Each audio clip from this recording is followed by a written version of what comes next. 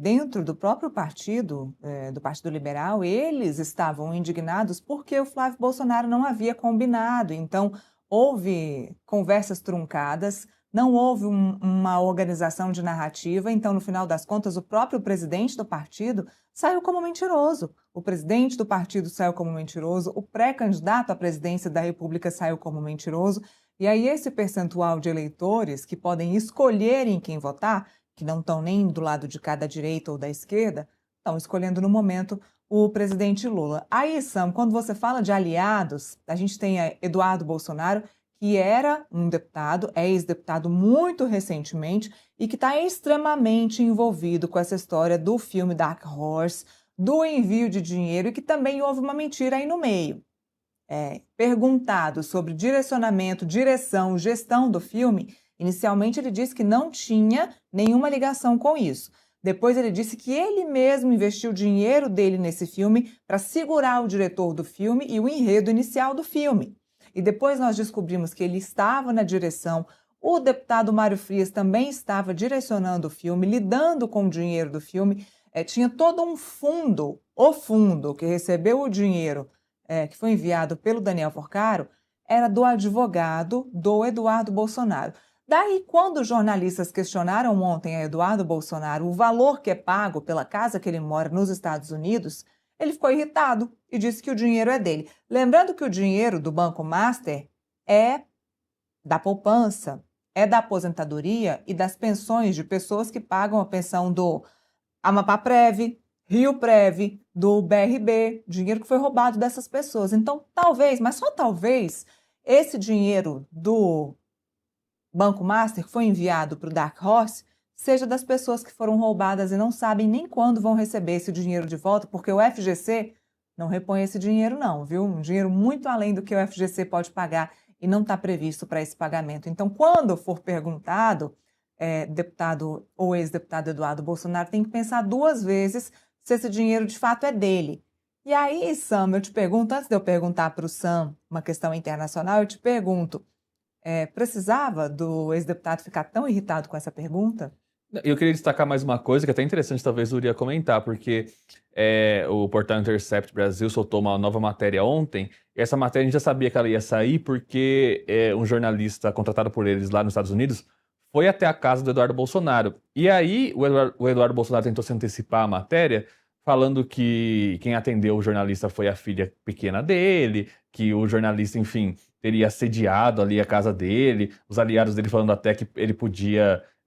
falando em trespassing ali, que é uma legislação americana que se você invadir a propriedade de alguém, você pode até, de repente, ser alvejado. E aí o jornalista gravou a abordagem dele na casa do Eduardo Bolsonaro e não foi nada disso, assim, ele aperta a campainha, a esposa do Eduardo Bolsonaro atende, ele pergunta se ela quer falar, quer dar entrevista, se o Eduardo está, ela diz que não, ele sai, ele deixa a propriedade. Então, assim, essa versão do Eduardo Bolsonaro, mais uma vez, não se comprovou verdadeira. E aí chama a atenção que se faz uma construção narrativa sabendo que vai ter uma nova matéria sobre a casa dele, em que ele já tenta ali desqualificar a apuração, falando quase como se o cara tivesse cometido um crime por bater na campainha dele. E assim, eu já estive lá algumas vezes, o Urian entende bastante desse assunto aí, apertar a campainha de alguém, até onde eu sei, não é crime nos Estados Unidos, né, Urian? É bem diferente, né? Você invadir uma casa e você apertar a campainha. Algumas características, né, que a gente observa, não apenas no Eduardo, mas na família ali como um todo, no Flávio. Então, tem sempre, primeiro, acho que a vitimização inaugurada pelo pai, ensinada aos filhos, a desqualificação da imprensa como uma característica constante também. Isso foi observado no Flávio quando, na primeira vez em que ele foi questionado sobre a ligação dele com o Daniel Porcaro, o que ele fala? Ele fala que é mentira e chamou o jornalista que fez a pergunta de militante. Então, podem até estar se comportando de maneira um pouco mais civilizada ultimamente em relação à imprensa, mas a hostilidade enraizada deles, de todos eles, ela continua presente e às vezes ela mostra suas caras, sua cara verdadeira, e aí a gente observa mais uma vez ele tentando se antecipar para manipular e tentar ter um controle da narrativa, né? Então eu vejo que é isso, assim, tá tentando se blindar, tá tentando distorcer os fatos e tomar um controle, porque tá evidente tudo que eles estão fazendo, tudo que eles fizeram. Agora, Sam, aqui no Brasil, falta chegar o Mário Frias para dar a sua justificativa. A gente não consegue falar com o deputado. O Eduardo Bolsonaro também não fala com a imprensa para explicar sobre o dinheiro da casa, sobre o dinheiro do filme, sobre esse fundo qual recebeu, foi investido esse dinheiro para o Dark Horse. Eu acho que se o dinheiro é privado, para um filme privado, como eles insistem em dizer, não faz. Não tem problema explicar um pouco mais sobre esse assunto, já que a gente está falando em eleições, em ano eleitoral, né, um pré-candidato à presidência da República que precisa ser eleito para esse percentual, gente, lembrando que para eleger um presidente da República em eleições extremamente polarizadas, é necessário contar com esse pequeno percentual de eleitores que está indeciso. Esse percentual de eleitores que está indeciso está observando cada detalhe desses candidatos e se esse percentual entender que o Flávio é um mentiroso, certamente não vai eleger o Flávio Bolsonaro. É claro que tem 6 meses ainda para frente de corrida eleitoral e que tudo ainda pode mudar, muita coisa pode surgir e aparecer. Mas enquanto isso, certamente a esquerda vai usar isso durante a campanha eleitoral, que daqui a pouco começa, e o Flávio vai ter que se justificar.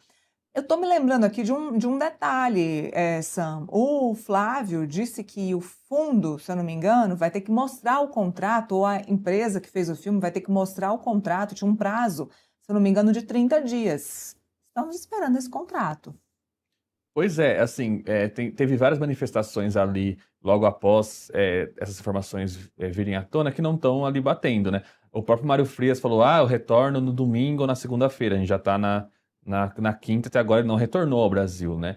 Então tem algumas coisas que estão chamando a atenção aí nesse comportamento, que parece muito mais uma narrativa do que uma tentativa de fato, justificar o que aconteceu ali. O que também chama a atenção, trazer aqui para essa conversa que eu achei interessante, é que a coluna da Andresa Matais publicou hoje que o empresariado, enfim, eles tiraram um pouco o pé da campanha do Flávio Bolsonaro, e existe uma busca por terceira via ali enfim, até agora ninguém engrenou, existe até uma tentativa ali de dar um boost na campanha do Renan Santos, que é um outsider ali, mas até agora isso não aconteceu de fato, né? Enfim, eles não pontuam, tanto o Zema como o Caiado quanto o Renan Santos não estão pontuando ali de uma forma que ainda ameace a campanha do Flávio Bolsonaro, mas a Andresa trouxe essa apuração que o empresariado ali está com muita desconfiança com relação a essa pré-candidatura. E, de novo, aqui na Polícia Federal, que inclusive é perto aqui do Metrópolis, a gente não sabe o que eles têm em mãos ali, não só sobre o Flávio, mas sobre o envolvimento de outras pessoas, de gente do governo também. A gente sabe que esse escândalo do Master é um escândalo suprapartidário praticamente, né, Neila?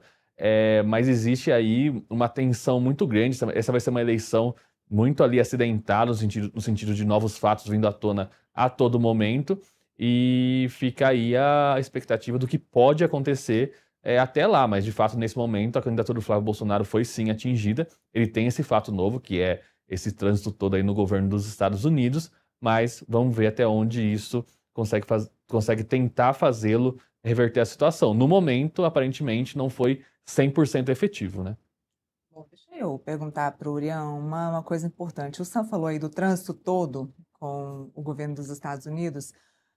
Urian, qual é a importância dessa foto com Donald Trump e com os líderes do governo dos Estados Unidos, não só para o Flávio, mas para qualquer político brasileiro? O presidente Lula fez questão desse encontro com Donald Trump.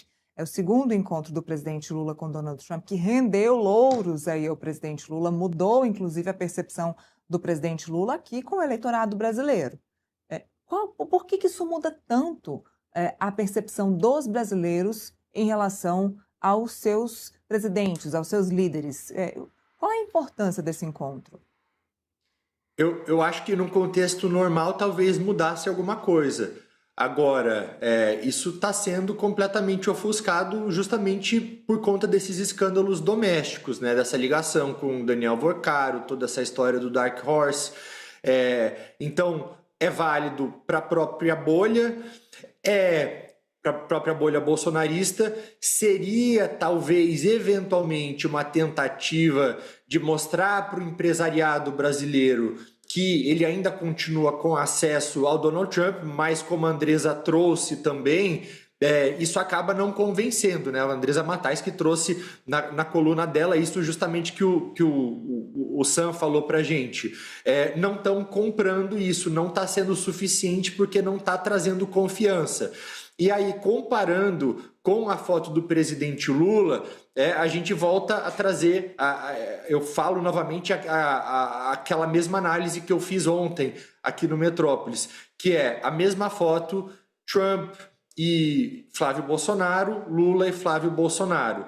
Flávio Bolsonaro chega nos Estados Unidos pedindo basicamente que o governo norte-americano classifique essas organizações criminosas brasileiras como organizações terroristas, o que daria legitimidade para eles agirem militarmente aqui no Brasil. Ou seja, ele está, de certa forma, abrindo mão de parte da soberania brasileira para que uma potência externa possa agir por aqui.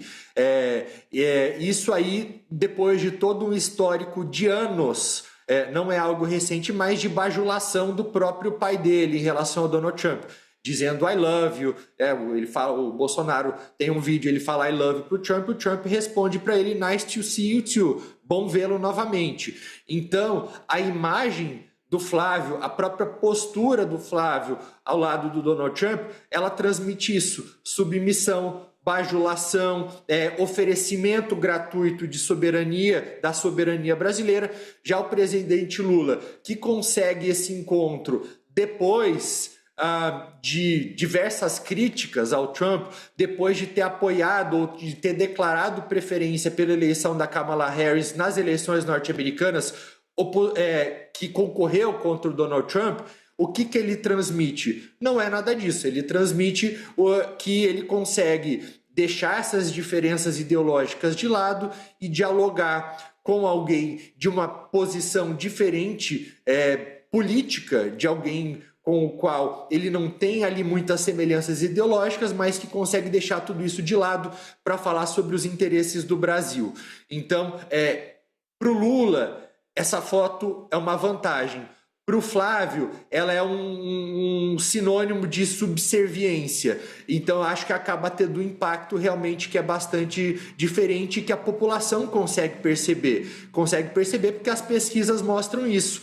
Pesquisas do ano passado, que uma da Quest, por exemplo, que mostrou que de maio a agosto o Lula ele aumentou em 6 pontos percentuais a sua aprovação logo depois do tarifaço que veio em abril. Então a população percebe isso.